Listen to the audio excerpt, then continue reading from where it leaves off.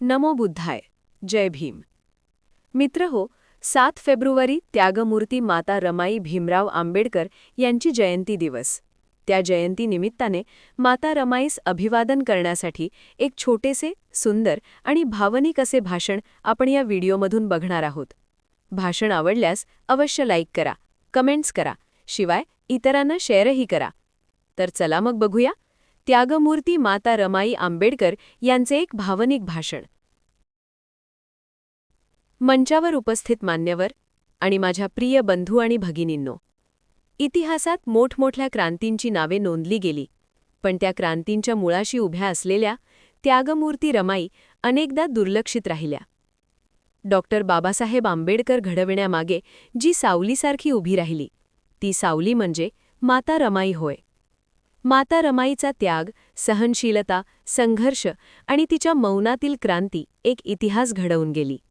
रमाई म्हणजे स्वतःच्या दुःखापेक्षा समाजाचे दुःख मोठे मानणारी आई, पतीच्या विचारांसाठी आपले संपूर्ण आयुष्य अर्पण करणारी सहचरी आणि मुलांच्या मृत्यूचे दुःख छातीत साठवूनही बाबासाहेबांच्या ध्येयात अडथळा न आणणारी महामानवाची महामानविनी.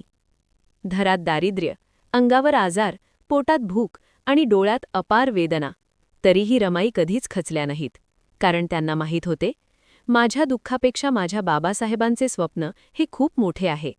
त्या ओरडल्या नाहीत, कधी भांडल्या नाहीत, पण त्यांच्या शांत सहनशीलतेतूनच एक क्रांती जन्माला आली, ज्या क्रांतीने करोडो शोषितांना माणूसपण दिले. रमाई नसत्या तर बाबासाहेबांचे आयुष्य इतके सशक्त झाले असते का? हा प्रश्न आजही इतिहासाला विचारायला भाग पाडतो. आजच्या स्त्रीला जर खंबीर उभे राहायचे असेल तर रमाईकडे पाहावे लागेल, कारण रमाई म्हणजे न बोलता क्रांती घडवून आणणारी स्त्री, न बोलता लढणारी स्त्री, न मागता देणारी स्त्री आणि न थकता साथ देणारी स्त्री, जी मौनात जगली पण मौनातून इतिहास लिहून गेली. म्हणूनच आज आपण फक्त रमाई जयंती साजरी करत नाही, तर रमा आईच्या त्यागाला, निष्ठेला आणि निस्वार्थ प्रेमाला वंदन करत आहोत. चला तर मग रमाईंच्या जीवनातून प्रेरणा घेऊ, समता, बंधुता आणि न्यायासाठी उभे राहू.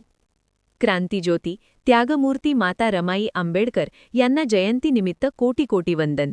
जय भीम, जय रमाई.